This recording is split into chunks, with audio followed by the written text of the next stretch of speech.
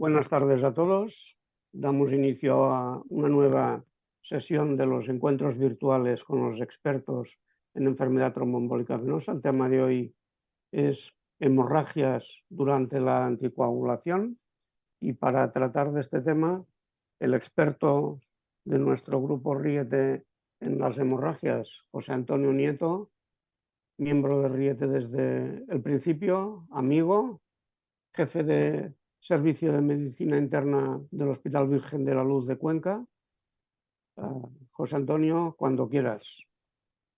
Muchas gracias, Manel, por la presentación. Para mí es un placer participar en los encuentros virtuales y hablar de este tema, hemorragias durante la anticoagulación, que es un tema que preocupa a los médicos casi desde el primer día en que empiezan a trabajar hasta el momento de la jubilación. Un tema que siempre se ve como una complicación y que conviene tener bien presente y saber muy bien cómo abordarla. Las hemorragias han sido objeto de estudio desde hace muchísimo tiempo y no ha sido muy fácil obtener datos muy precisos sobre ellas. La preocupación fundamental ha sido cómo solucionarla una vez que ocurre, pero al hacer los estudios clínico-epidemiológicos han sido difíciles.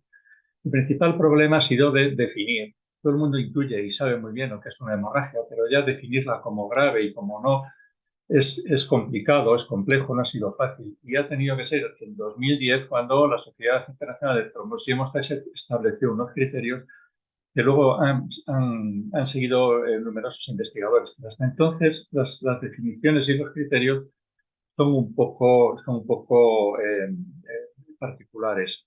Sobre estas definiciones no hay acuerdo universal y, de hecho, hay otro tipo de investigadores, sobre todo cardiólogos, que utilizan otras definiciones de hemorragias, sobre todo hemorragia grave, que es la que más nos interesa, y que utilizan criterios más severos. Esto es importante porque muchas veces se pone la hemorragia, la incidencia de hemorragias en el balance para decidir cuándo anticoagular y cuándo no, y dependiendo un poco del criterio que utilicemos, pues nos sale favorable o desfavorable este balance, ¿no?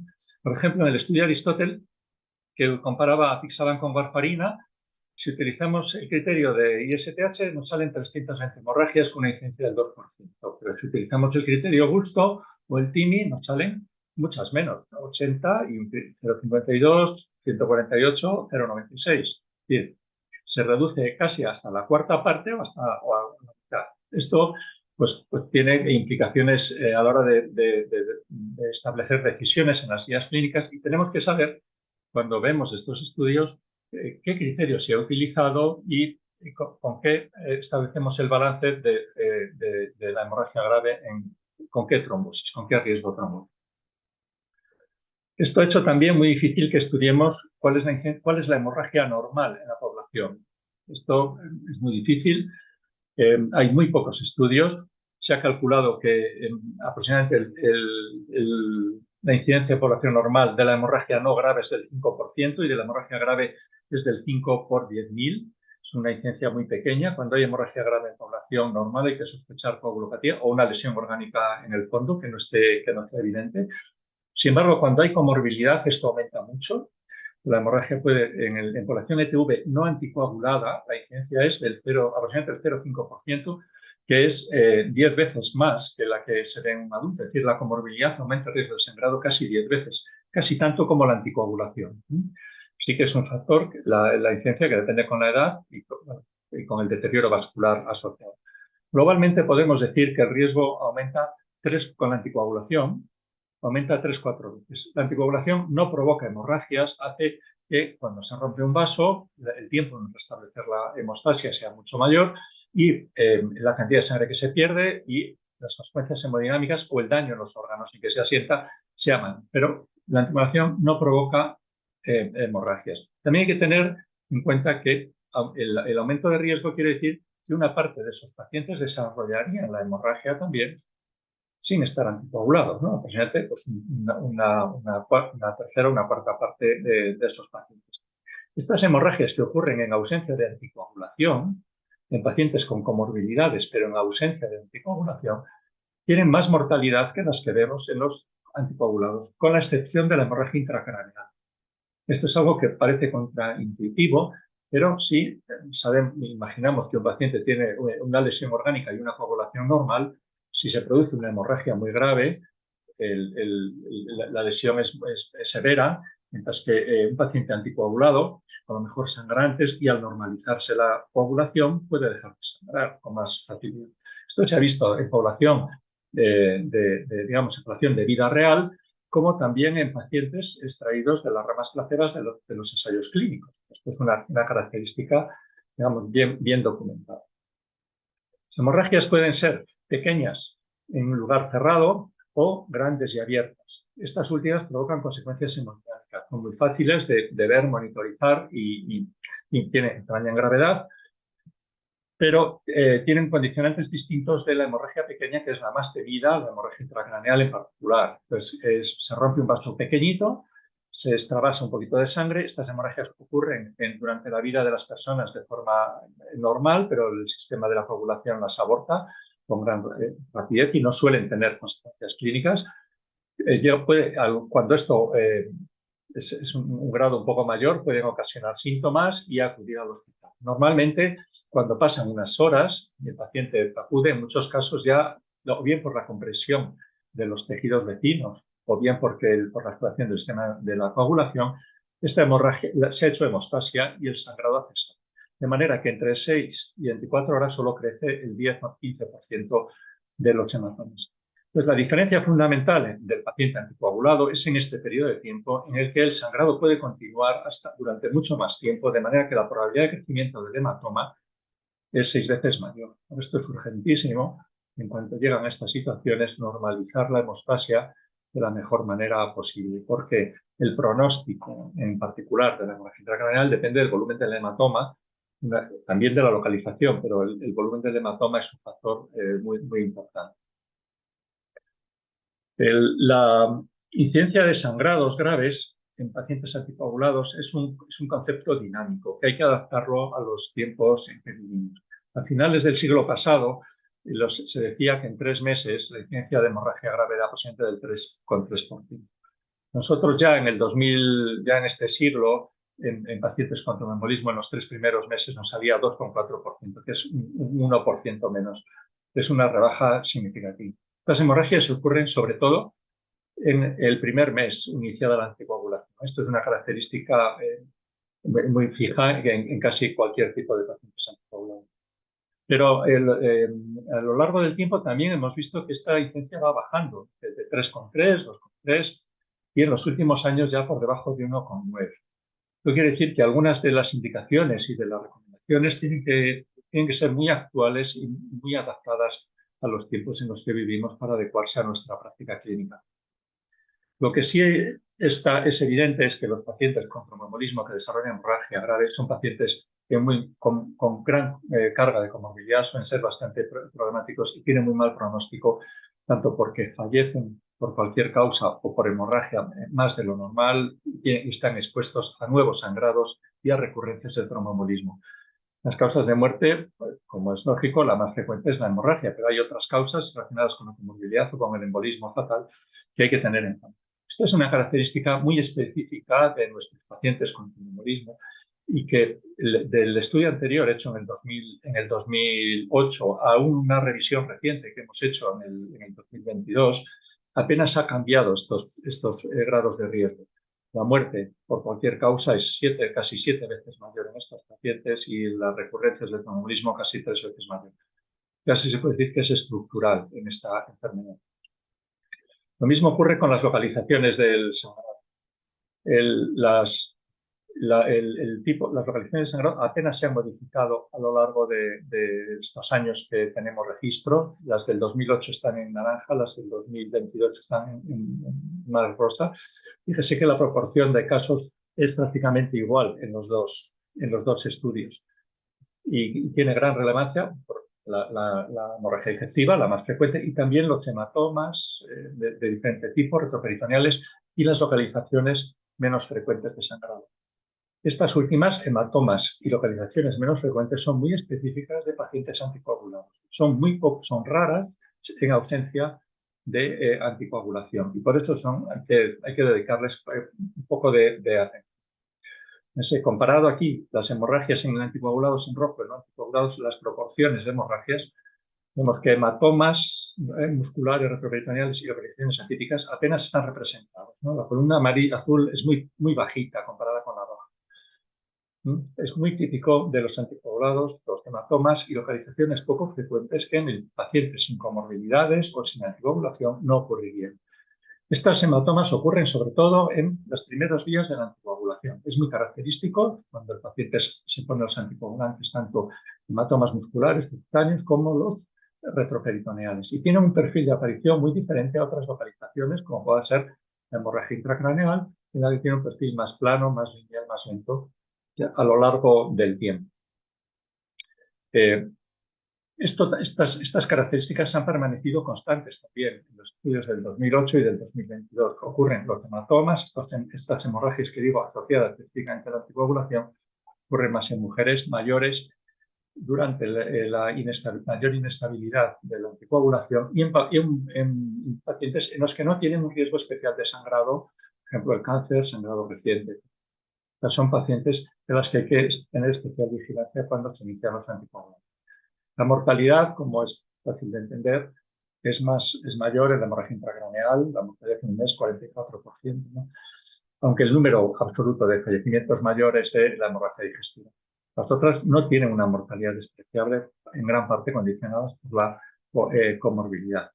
Entonces, la mortalidad de los sangrados es otra variable que se ha estudiado con bastante interés, porque de alguna manera es lo que nadie quiere, que se mueran sus pacientes. Es un estudio del 2010. Entonces, analiza la mortalidad por episodio, lo que se llama el Case Fatality Rate, y se hizo con pacientes procedentes de ensayos clínicos. La mortalidad por sangrado es difícil de estudiar porque su incidencia es muy pequeña. Se necesita un grandísimo número de pacientes para poder estudiarla y sobre todo analizar los factores individuales. En esto el registro Riete es especialmente bueno porque, si comparado con los datos de los estudios publicados en ANAS, que están hechos de ensayos clínicos y de registros prospectivos, dan unas incidencias mucho más bajas y con un case mortality rate de aproximadamente del 11%. Sin embargo, estos pacientes que tienen tromboembolismo, pero no son pacientes reales, no son pacientes no son reales, sí, no son representativos de lo que ocurre en la realidad. Todos sabemos que para meter un paciente en un ensayo clínico hay que descargar unos cuantos y los que están muy malos o tienen alto riesgo de sangrado no te incluyen. Por eso, las cifras más reales, las que ocurren a nuestros pacientes, están más cerca de las que nosotros encontramos, con un case fatality rate, con una mortalidad por episodio alrededor del 25%. Sin embargo, pues cuando miren los estudios casi siempre verán estos resultados, que son datos de pacientes que están muy bien estudiados, con episodios muy bien documentados, muy bien adjudicados, pero que solo representan una parte del conjunto de los pacientes con enfermedad tromboembólica venosa. La hemorragia depende de un gran número de factores de riesgo. Cada uno de ellos está asociado significativamente con la incidencia de sangre. Lo que pasa es que casi todos ellos tienen un peso pequeño sobre el conjunto de la población. Por ejemplo, la trombopenia, un paciente con 2.000 plaquetas, entendemos que tiene un riesgo muy alto de sangrado. Sin embargo, sobre el conjunto de pacientes que van a tener una hemorragia grave, pues es una proporción tan pequeña que pesa muy poco sobre el conjunto. Estos son los factores que tenemos que conocer, que tenemos que saber y que el clínico debe manejar cuando está enfrentado a sus pacientes. Sin embargo, nosotros y gran parte de los investigadores están muy interesados en conocer si se puede predecir esta complicación. Y combinando los factores de riesgo, logramos establecer algún modelo predictivo que nos dé alguna fiabilidad suficiente como para tomar decisiones en cuanto a la administración o no de los anticoagulantes. Entonces, se han establecido dos objetivos fundamentales. Una que es cuando la anticoagulación es imprescindible, por ejemplo, en las primeras fases del tromboembolismo. En esta fase nos interesa detectar individuos de alto riesgo a los que monitorizar, ajustar la anticoagulación, evitar riesgos antiagregantes, tratar el helicobacter, darle omeprazol, etc. Y luego, por otro lado, aquellos que una vez que la anticoagulación es opcional, Durante la fase extendida nos interesa identificar individuos con bajo riesgo al óseo, ofrecerles la anticoagulación. Entonces, son dos ópticas con las que se han establecido los esquemas, los modelos de predicción. Nosotros hemos visto que durante mucho tiempo se han hecho un montón de escalas, ha habido un montón de iniciativas combinando diferentes variables en las que se han identificado pacientes, individuos de alto riesgo, pero que en los grupos de alto riesgo el número de hemorragias no es muy grande, no es suficiente como para tomar decisiones clínicas únicamente basadas en ellas. Nosotros, en el grupo Riete, estudiando esto, establecimos una escala de predicción basada en 6 variables muy comunes en el momento del diagnóstico. Entonces, redondeamos los coeficientes para que fuera fácil de utilizar y el objetivo es identificar pacientes de alto riesgo en los 3 primeros meses de anticoagulación. Posteriormente se han hecho otras, como por ejemplo la BTB, que es un poco distinta, está basada no en pacientes de la vida real, está basada en pacientes de los estudios RECOVER tratados con los anticoagulantes, y el objetivo era identificar factores de pacientes de riesgo, pero durante la anticoagulación estable pasadas las primeras semanas. También redondearon y querían con pretensiones de poder ser utilizadas en la clínica.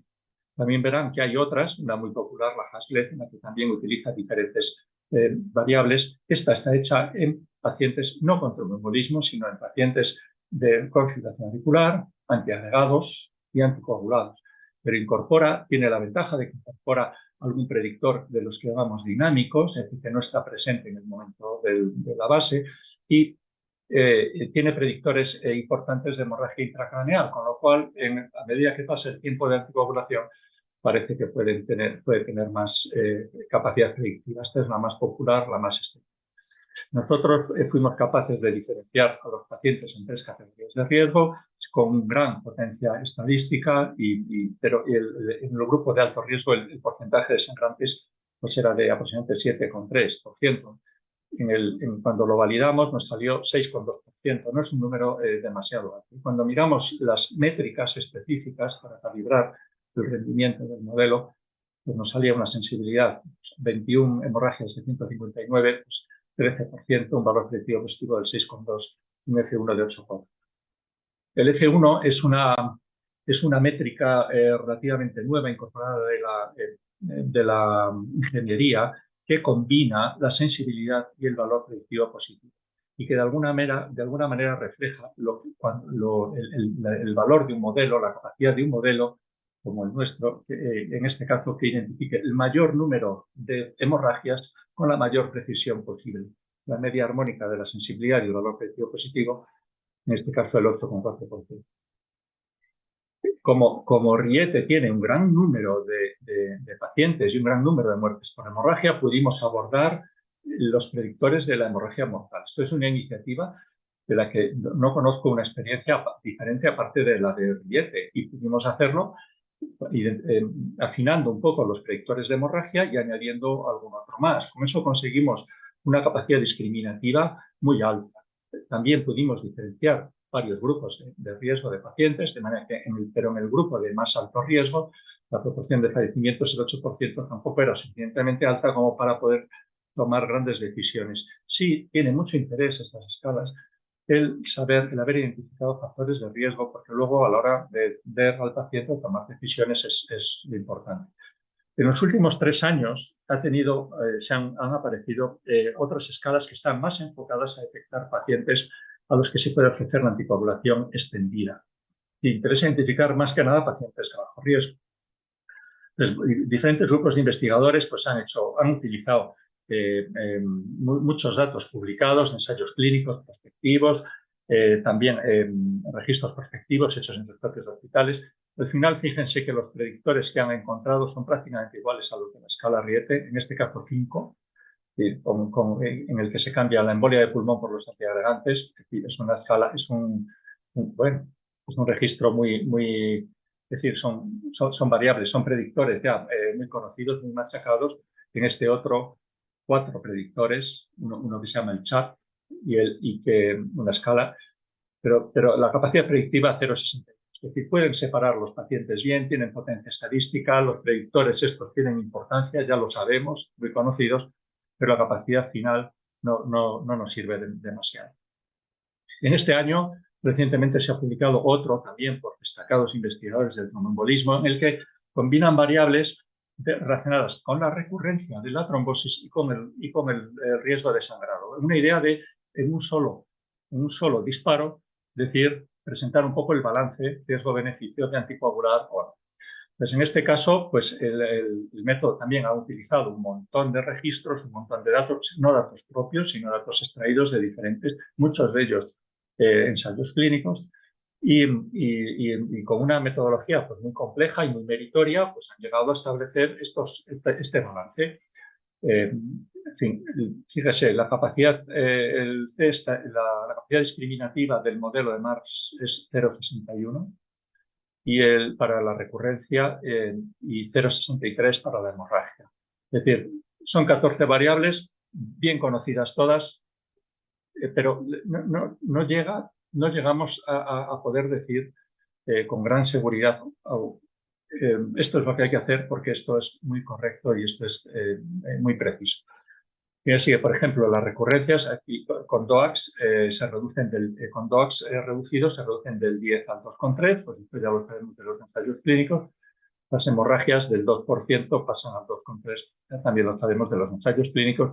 Y más aún de los datos nuestros de Riete cuando los proyectamos de lo que llamamos la historia natural. En 10 años recurren el mismo número de pacientes que se identifica con la escala y sangran el mismo número de pacientes.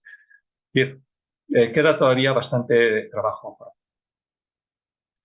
hacer. Nosotros en el grupo Riete, de los investigadores, hemos intentado estrujar en los modelos lineales para intentar hacer modelos predictivos, aumentando el número de variables, no redondeando los coeficientes. En fin, las iniciativas, mejoramos la capacidad predictiva hasta 0,77. Sin embargo, las métricas finales no son tampoco demasiado resultonas. Tiene una gran utilidad para identificar los factores de riesgo y que el clínico sepa cómo manejarlos cuando está delante de sus pacientes.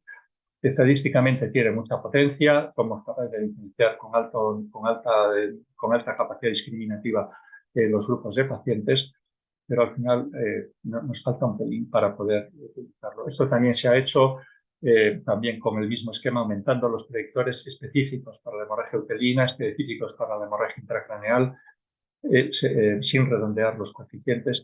Y cuando miramos las métricas globales, por ejemplo, la F1 mayor es la de la escala primera, en la que había más hemorragias, más pacientes, ¿no? La capacidad predictiva mayor fue casi en la que teníamos menos variables y más generales. Queda mucho trabajo por hacer. El principal valor de estas escalas es la capacidad que tiene para identificar factores específicos de riesgo de sangrado, pero no valen para evaluar el riesgo específico de un paciente. Para esto el juicio clínico es fundamental. Pero lo que sí vale es para diferenciar el riesgo que hay entre diferentes poblaciones. Si es una población que tiene una puntuación de Haslett o de Riete muy alta, el riesgo de sangrado es mucho mayor que el que la tiene muy baja. Claro, pero me refiero a nivel individual frente a frente con el paciente que tenemos delante. Hay que hablar de los nuevos anticoagulantes, porque en relación con el sangrado, ya todo el mundo sabe que reduce notablemente la hemorragia grave, frente a la fibrilación auricular un 15%, en el tromboembolismo más, casi un 40%, tromboembolismo sin cáncer, casi un 40%, y todas localizaciones, digestiva e intracraneal. Esto es en la fibrilación auricular, ya saben, la hemorragia digestiva está aumentada fundamentalmente porque rivaroxaban y edoxaban y las dosis altas de daridorexant se asocian con mayor riesgo de sangrado comparado con warfarina, ¿no? Apixaban y dosis bajas de daridorexant tienen un efecto neutro. Sin embargo, el mayor beneficio es la reducción de la hemorragia intracraneal, incluso en los dos, en pacientes con afección auricular y tromboembolismo venoso, con reducciones de hasta 5 veces la incidencia cuando se mira específicamente. En pacientes oncológicos la cosa es distinta. No podemos decir que los nuevos anticoagulantes reduzcan el riesgo, porque rivaroxaban y edoxaban lo aumentan y fundamentalmente a expensas de que producen más hemorragias digestivas. Por eso no se deben utilizar Edoxaban y el Rivaroxaban en pacientes con hemorragias con tumores gastrointestinales altos o con cirugía reciente por este motivo. Si miramos los datos de los estudios en que se derivó el Rivaroxaban y el Edoxaban, hay diferencia muy notable comparado con la heparina en las hemorragias gastrointestinales altas. En las hemorragias gastrointestinales bajas no hay diferencia. Y también hay una diferencia muy pequeña, muy sutil en las hemorragias genitourinarias. Lo que pasa es que el número de pacientes es tan pequeño que no se analiza y no se ha dado demasiada publicidad. Pero si nosotros miramos y hacemos un análisis de datos agrupados para andar por casa, poniendo el número de casos que ha habido de hemorragia genitourinaria en los estudios pivotales, o warfarina frente a nuevos anticoagulantes o frente a heparina bajo presión molecular, vemos que en pacientes con cáncer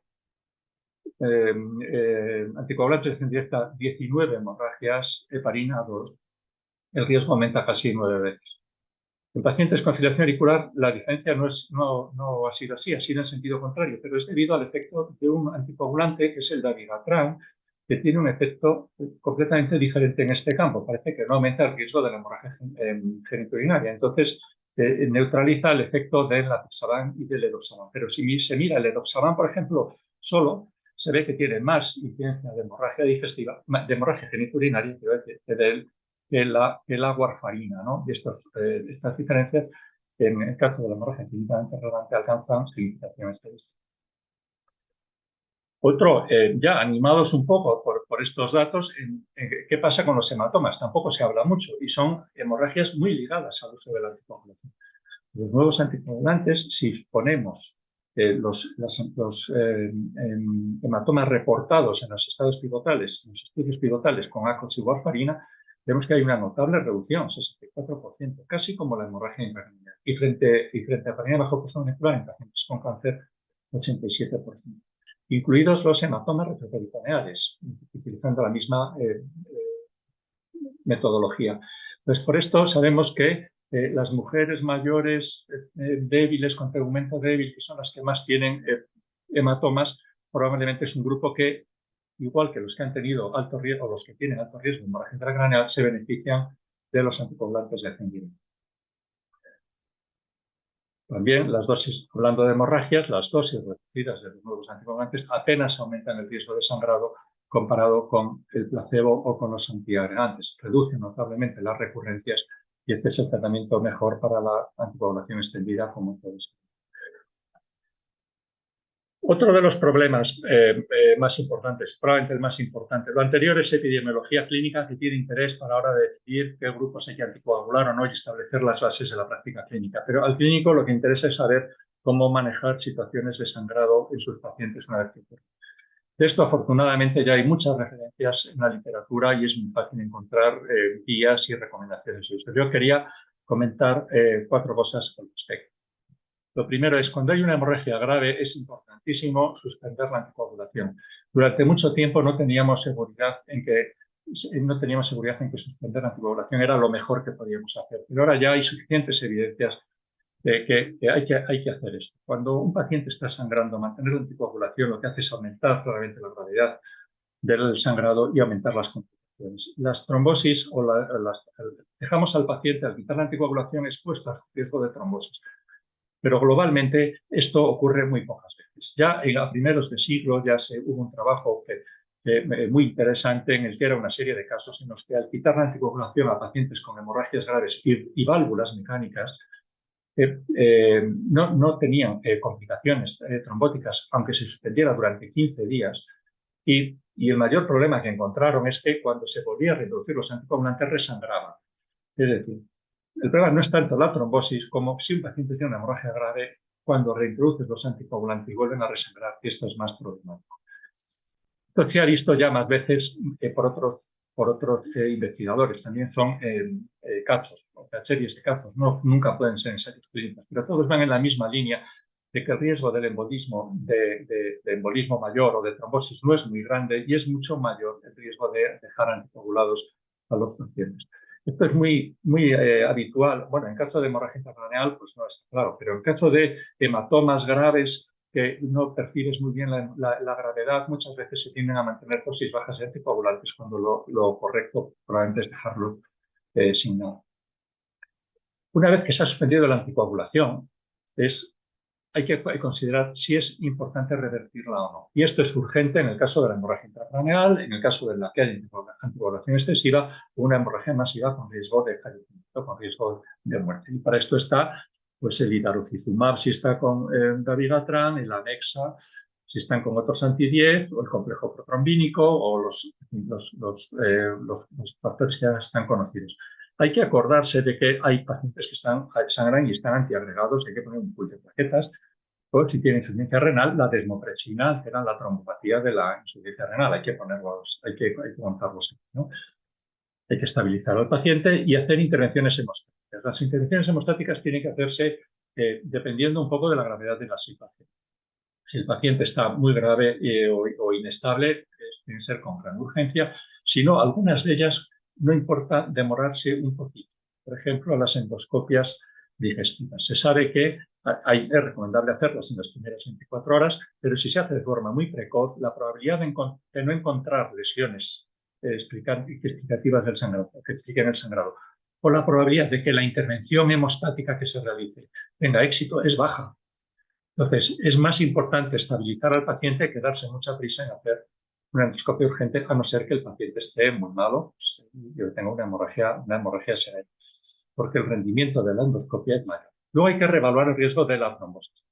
Y si el paciente tiene una embolia de pulmón reciente o alto riesgo de una trombosis, hay que pensar el filtro de la cava, pero hay situaciones en las que podemos estudiar, que son cuando hay bajo riesgo de embolia de pulmón o cuando hay una trombosis venosa distal y buena reserva cardiopulmonar, cuando el riesgo de una embolia a poco tiempo en 3 meses es bajo, o cuando hay una embolia de pulmón en un paciente con una buena reserva cardiopulmonar y no hay trombosis venosa en ese momento, en la ecografía. En estos casos podemos esperar, podemos dejarlo al paciente sin coagular y hacer ecografías de control muy frecuentes para descartar que aparezca una carga trombótica nueva que cambie el esquema natural. Esto, naturalmente, está basado en series de casos, no en ensayos clínicos. Por eso hay que manejar esto con prudencia, pero sí que en algún momento nos puede ayudar en casos particulares. En esta situación, la prevención debe hacerse con la prevención de tromboembolismo con medias elásticas, medios mecánicos. Se puede iniciar dosis bajas de anticoagulantes, dosis preventivas a las 48-72 horas de la estabilización de un sangrado. En pacientes después de la cirugía se recomienda incluso antes. Pero después de un sangrado, pues es prudente garantizar un poquitín más de tiempo la hemostasia y las recomendaciones son un poco más conservadoras. Cuando se puede reanudar la anticoagulación a dosis plenas, pues se supone que una lesión que ha sangrado después de una semana tiene que estar, a no ser que haya una lesión orgánica que lo justifique, esto debe estar suficientemente estable y suficientemente cicatrizado como para soportar la anticoagulación. Entonces, normalmente es a partir de la primera semana, 14º día. ¿Y de qué depende reanudarlo o no? Pues del riesgo de sangrado. Si el riesgo es muy alto, no se puede reanudar la anticoagulación en ningún caso. Sin embargo, si el riesgo es bajo, se puede administrar sin mayor problema. El cierre de la orejuela está un poco fuera de lo que es el tromboembolismo venoso, pero que es el equivalente al filtro, reduce notablemente las embolias. El embolismo es muy parecido al efecto de la warfarina y reduce notablemente el riesgo de hemorragia y debe evaluarse en todos aquellos en los que razonablemente se piense que no se puede reanudar la anticoagulación. ¿Cuándo hacer esto? ¿En qué pacientes hay que reanudar o no? Globalmente, poblacionalmente, es mejor reanudar la anticoagulación pensando en el conjunto de los pacientes, porque el riesgo trombótico es mayor para el paciente medio que el perjuicio que ocasionamos con los sangrados. Pero esto es algo que se tiene que hacer de forma individual. La literatura está llena de publicaciones en las que demuestran que la reanudación de la anticoagulación reduce el riesgo de sangrar, reduce el riesgo de tromboembolismo, de fallecimiento y el precio en hemorragias es relativamente pequeño. Pero esto, claro, son pacientes que ya están seleccionados, que ya el médico ha decidido que reintroduce la anticoagulación, con lo cual el riesgo de sangrado es relativamente pequeño. Siempre hay que individualizar. Después de una hemorragia intracraneal no es lo mismo, es un país muy heterogéneo, no es lo mismo la hemorragia hipertensiva profunda, que tiene un riesgo de recurrencia pequeño de 1% en 3 meses, 2-3% al año está anticoagulado, que una hemorragia subaracnoidea, en la que el riesgo de recurrencia precoz es muy alto al principio, o que una hemorragia subaracnoidea después de un año, en que el riesgo ya se iguala, ya se normaliza, ¿no? O una hemorragia lobar relacionada con la hepatía amiloide, en el que la recurrencia es 21% en 2 años. En estos casos, anticoagular es muy, muy peligroso y normalmente habría que buscar una alternativa. En la hemorragia digestiva baja hay situaciones parecidas, sobre todo divertículos y angiodisplasia son los que más problemas tienen por la incertidumbre de cuándo van a resangrar o por la seguridad de que van a resangrar casi antes o después. Con lo cual hay que individualizar mucho, ver las características específicas y antes de tomar decisiones. No hay una regla general que se pueda aplicar en estos casos. Y por último, quería hablar de la hemorragia menstrual que ocurre en los pacientes anticoagulados, en las mujeres en edad fértil. Es una hemorragia que no está bien caracterizada, no es una hemorragia grave, no es una hemorragia leve en muchos casos, sin embargo es una hemorragia pesada, recurrente, que altera mucho la calidad de vida, provoca ferropenia, ha aumentado con el uso de los nuevos anticoagulantes, porque sobre todo, menos el dabigatran del que hacía referencia, sobre todo con rivaroxaban hay más complicaciones. Con apixaban es un efecto un poco más neutro, pero que ocurre a un gran número de, pues al 20 al 30%, y no preguntamos específicamente a muchas de ellas porque o sea, realmente no es una hemorragia fisiológica que se acentúa, entonces parece que pasa ahí más desapercibida. Cuando es una hemorragia menstrual severa, que supone un cambio de los protectores higiénicos más de una vez a la hora, que se eliminan coágulos, o que provoca ferropenia porque son recurrentes, es necesario tomar medidas. Hay que preguntar siempre, enviarlo al ginecólogo, evaluar los DIUs del levonorgestrel o las píldoras contraceptivas, con las cuales se reduce también el riesgo de embarazo no deseado. O sea, hay que pensar en cambiar a la dabigatran. Se ha pensado en el ácido tranexámico, que se utiliza también en mujeres no anticoaguladas, o con von Willebrand, o reducciones de dosis, interrupciones temporales. Esto expone un poco al riesgo de trombosis, pero claro, depende un poco del momento en que nos encontremos. Administrar hierro oral intravenoso. Es un tema que es relativamente frecuente, que está ahí desapercibido, que nos lo recuerda con mucha frecuencia nuestra compañera Ángeles Blanco, y no quería acabar esta charla sin hacer mención ahí. Muchas gracias por la atención. Muchas gracias, José Antonio. Muchas gracias. Has dado una gran cantidad de datos. Yo quiero agradecerte el esfuerzo que ha significado para ti presentar todos estos datos, condensarlos en el rato que tenías para la presentación. Y quiero también tranquilizar a la audiencia que probablemente algunos se hayan podido o nos hayamos podido sentir un poco apabullados con tantos datos. Y es que esta presentación se está grabando conjuntamente con las preguntas y respuestas que vendrán a continuación, y se depositará en la página web de la sociedad de ASMEB para que cualquiera, en cualquier momento, pueda descargarla y poder acceder y ver el detalle de los datos que has presentado. José Antonio, vamos a empezar con las preguntas de la audiencia. Mientras llegan a través del chat, que os animo a que nos hagáis llegar vuestras preguntas, tenemos dos que ya nos han llegado anteriormente. Una es de Manuel Montero, de Córdoba, que dice, bueno, ¿qué tanto por ciento de hemorragias son graves? Entiendo que en pacientes con ETV durante la anticoagulación. Bueno, Manuel Montero ha puesto el punto en un aspecto interesante, y que es el de que comentábamos al principio, que es de la definición de la hemorragia grave. Pues depende qué criterio utilicemos para establecer cuando una hemorragia es grave o no. Y sobre todo es completamente distinto cuando hay comorbilidad que cuando no hay comorbilidades. En el estudio en el estudio que presentaba al principio, en el Aristóteles, aproximadamente de las hemorragias, de hemorragias graves, de las hemorragias contabilizadas durante el estudio, creo que recordar que era el 17% de las hemorragias se consideraban graves, 17%. La mitad había casi igual proporción de hemorragias graves como hemorragias clínicamente importantes, pero no graves. Y aproximadamente en los datos del Riete, si analizamos las hemorragias que contamos solo las clínicamente relevantes, aproximadamente hemorragias graves son la mitad, aproximadamente el 50%. Pero depende mucho del criterio. Por eso, aunque todo el mundo intuye lo que es una hemorragia grave, luego cuando tienes que ponerla en el papel y pues para unos la necesidad de cirugía es tal, para otros es en un estudio, pues fue la visita a urgencias, eso ya lo consideran como grave. En fin.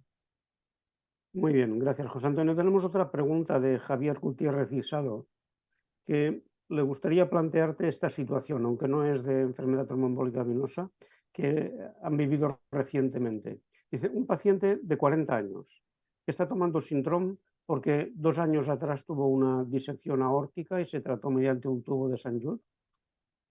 Y que ahora, en relación con un politraumatismo, apareció un importante hematoma peritrocantérico izquierdo con sangrado venoso y algo menos arterial, pero activo, con anemización importante, con necesidad de transfusión por una hemoglobina de 6,5. Entiendo que la pregunta es, ¿cómo aconsejas manejar un paciente como este? Bueno, pues pobre hombre, ¿verdad?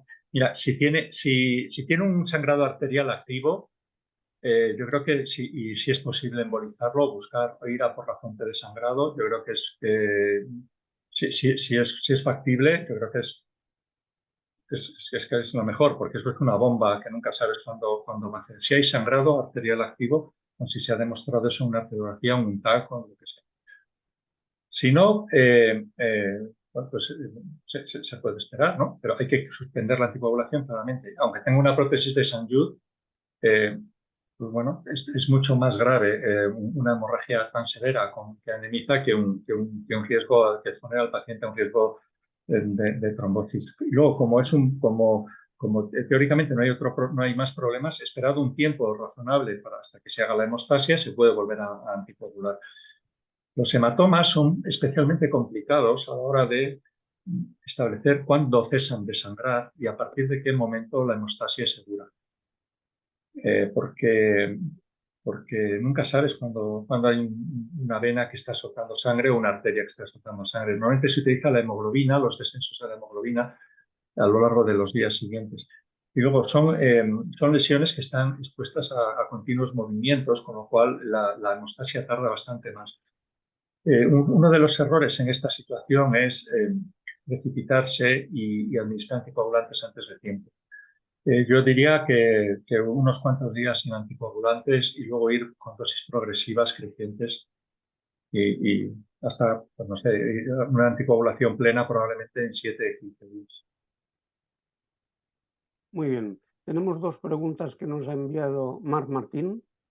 Una dice, bueno, empieza felicitándote.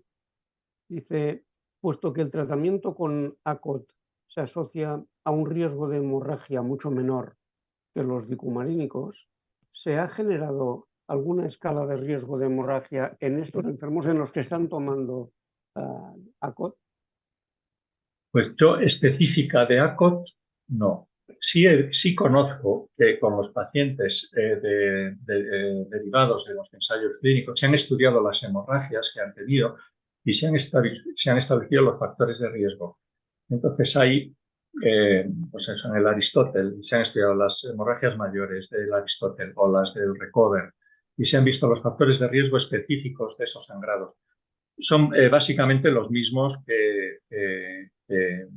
o muy similares a los que conocíamos de la warfarina, pero no se han planteado como una escala predictiva validada con carácter general, hasta donde yo alcanzo. La segunda pregunta de Mar dice, en el caso de los hematomas cerebrales, entiendo hematomas cerebrales durante la anticoagulación pre-TV, ¿cuándo nos recomendarías reintroducir la anticoagulación a dosis plenas? Pues depende de si es una hemorragia hipertensiva profunda o si es una hemorragia lobar, básicamente no, porque se descarta el sutural, la sobreamidea, las malformaciones, etc., ¿no? Es decir, entonces, si es lobar, de entrada no restablecería la anticoagulación. El riesgo de sangrado es aproximadamente 20% en 2 años. Son hemorragias muy graves, comprometen la vida. Es inaceptable en la mayoría de los casos. Hay un grupo de investigadores americanos que en la hemorragia lobar, en una parte muy pequeña de sus pacientes, reintrodujo la anticoagulación y demostró que fue beneficioso para ellos. Pero es una serie muy pequeñita y ahí queda por si acaso, pero que como norma general yo creo que hay que recordar 20% de recurrencia en 2 años, yo creo que para mí es inaceptable. En caso de que sea una hemorragia hipertensiva, o sea, que el condicionante sea, o sea, que sea profunda, que no sea lobar, en este caso, los factores más relacionados con la recurrencia es la hipertensión arterial y la estabilidad de la anticoagulación, básicamente, ¿no? Porque hay otros menores, pero sobre los que no podemos incluir, ¿no? El ictus, las microhemorragias, el alcoholismo, en fin. Pero controlando, estabilizando bien la anticoagulación y bajando la tensión por debajo de 140, el riesgo de recurrencia es pequeño. Entonces, en esos casos se podría plantear reiniciar la anticoagulación cuando lleve al menos 7 días desde que tienes cese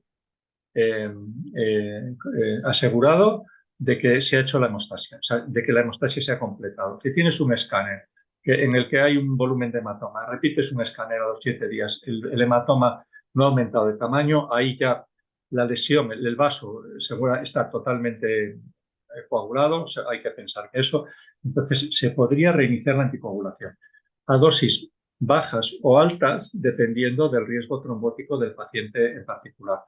La Sociedad de Neurología establece, bueno, y otras sociedades que pueden ser un poco más conservadoras, establecen entre 1 mes y 2 meses. Pero muchos investigadores creen que cuando el riesgo trombótico es alto, la Sociedad, por ejemplo, de Hematología, la Sociedad Americana de Hematología, dice que cuando el riesgo trombótico es alto, se podría empezar a partir de incluso de la primera semana. Pues normalmente, pues nadie empieza con unas dosis tremendas, se empieza con prudencia y dosis pequeñitas, ¿no? Pero crecientes. Anticoagulación plena, si se ha controlado bien, la tensión está controlada, no hay otras sospechas, a partir de 2 semanas, casi seguro, sin ningún problema.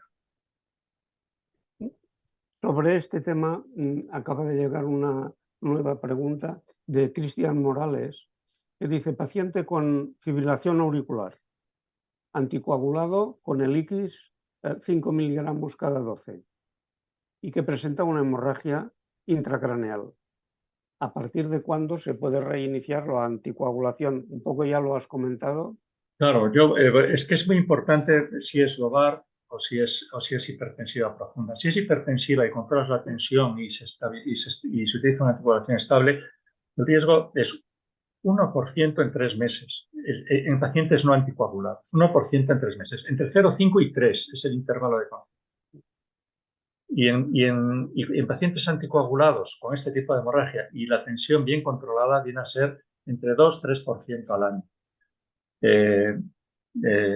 Yo creo que, entonces, ¿a partir de cuándo? Pues dependiendo, ¿cuál es el riesgo trombótico? Si ha tenido una embolia de pulmón hace 6 meses o hace 1 año, pues mira, pues puedes esperar 15 días o lo que haga falta. Pero si ha sido antes de ayer, pues oye, entonces pues a lo mejor a partir de 1 semana de hemostasia asegurada, o sea, no de que empieza a sangrar o que viene a urgencias, espero 1 semana y la anticoagulo, no. 1 semana desde que el hematoma ha dejado de crecer, porque el hematoma en anticoagulados puede crecer durante bastante tiempo, ¿no? Desde que ha dejado de crecer, 1 semana, a partir de ahí te lo puedes empezar a pensar. Pero luego antes ni hablar, ¿no? Y eso es, digamos, un comportamiento un poco agresivo para lo que recomiendan algunas sociedades científicas, incluidas la neurología, que es bastante conservadora. Pero ya digo que hay otras que permiten un poquito más. Yo, menos de una semana de ninguna manera. Pero a partir de 2 semanas, si el paciente está muy estable, la verdad, o sea, la lesión tiene que estar completamente curada. Muy bien. José Antonio, a mí me ha llamado mucho la atención un artículo reciente sobre predicción de hemorragias en pacientes con ETV anticoagulados utilizando técnicas de inteligencia artificial y creo que conoces a los autores y me ha llamado la atención que no lo comentaras. ¿Quieres hacerlo ahora, por favor?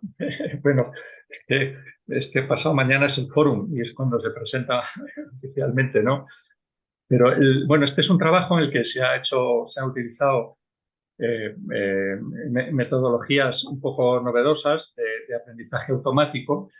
El grupo Riete tiene una base de datos tremenda, contiene muchísima información y estos sistemas son capaces de utilizar mucha información y generar conocimiento con ellos.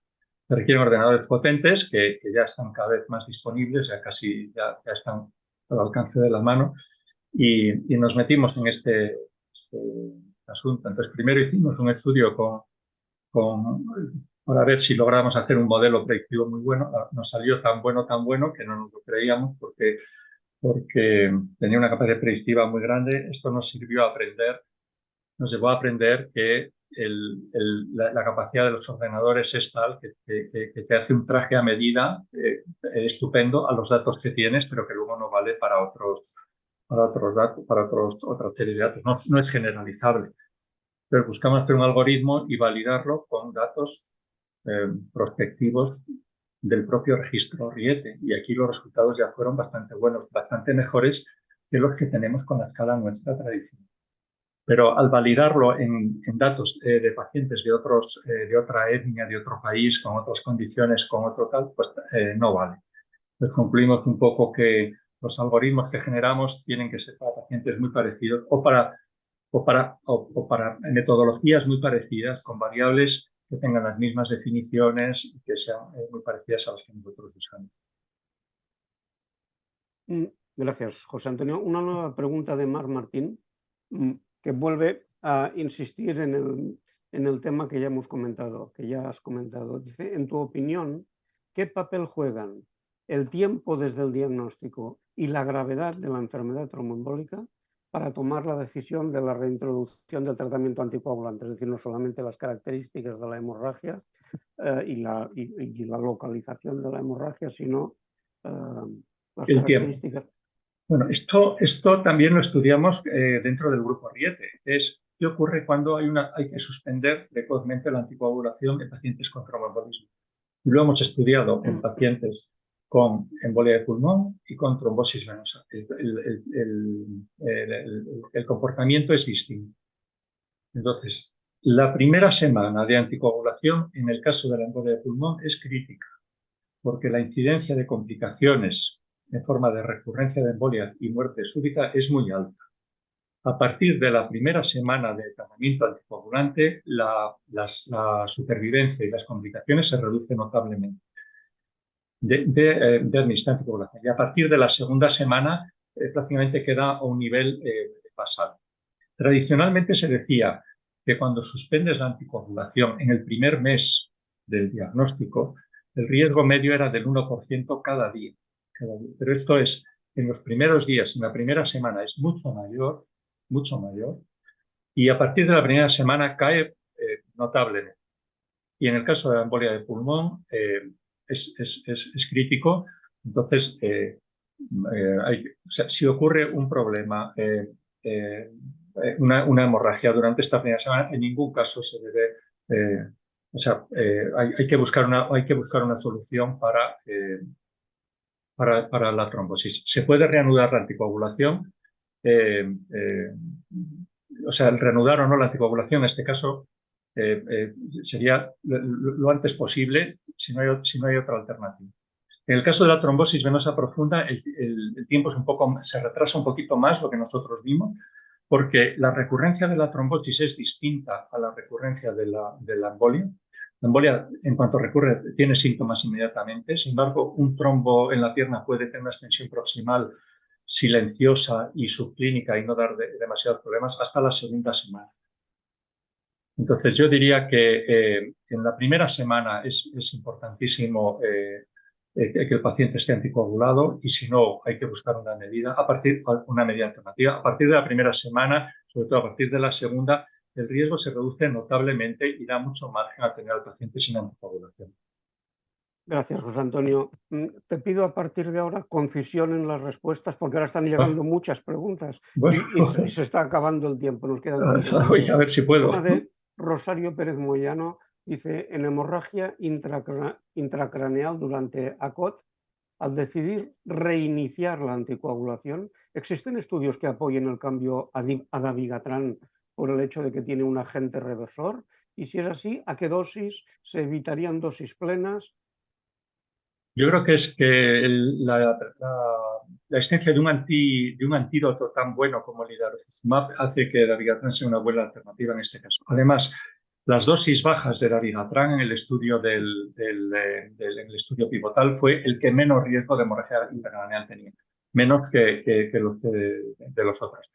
Pero no conozco el estudio al que hace referencia nuestra colega.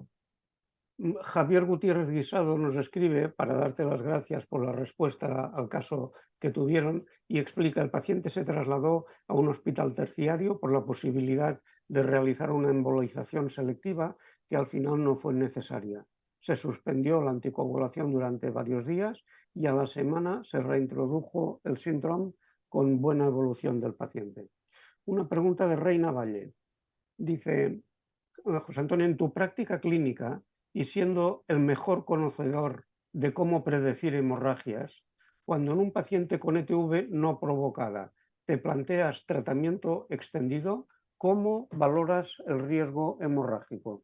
¿Aplicas alguna escala o el sentido común?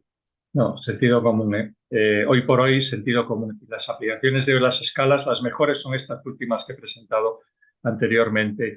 Si no tiene ningún factor de riesgo, la probabilidad de tener una hemorragia grave es muy pequeña. O sea, si no tiene anemia, insuficiencia renal, sangrado reciente, etc., la probabilidad es muy pequeña, muy pequeña. Y es muy tranquilizador. Pero incluso, aunque tenga algún pequeño factor de riesgo, si es una no provocada, como dice Reina, con un riesgo anual de recurrencia el primer año 10%, años siguientes 5%, el riesgo de sangrado siempre va a ser menor que el de una recurrencia. Y con los nuevos anticoagulantes a dosis bajas, para mí está claro. O sea, no es un problema para mí. O sea, tengo ya la decisión preparada de ofrecerles dosis bajas de nuevos anticoagulantes a estos pacientes. Muchas gracias. Pablo Javier Marchena también te felicita. Muchas felicidades por la presentación y por la cantidad de datos que has aportado para el día a día. Un placer escucharte. Repito, esta presentación está siendo grabada y quedará depositada en la página web de ASME para que cualquiera pueda consultarlo. Estamos ya a un minuto de acabar el tiempo de que disponemos. José Antonio, solo puedo agradecerte y felicitarte el trabajo que has tenido para preparar la presentación, para resumirla, para hacer la gráfica y para que nos ayude a todos en el día a día. Os emplazo a todos a la próxima edición de los encuentros con el experto, que será dentro de un mes, y que el título, de alguna manera, tiene asociación con el título de hoy. El próximo día será Filtros de Benacaba. Y una de las indicaciones, desde luego, es la hemorragia y o el riesgo de hemorragia. Muchas gracias a José Antonio, muchas gracias al equipo técnico de SIH, muchas gracias a todos los asistentes por habernos escuchado y hasta dentro de un año, José Antonio, nos vemos en el fórum. Claro.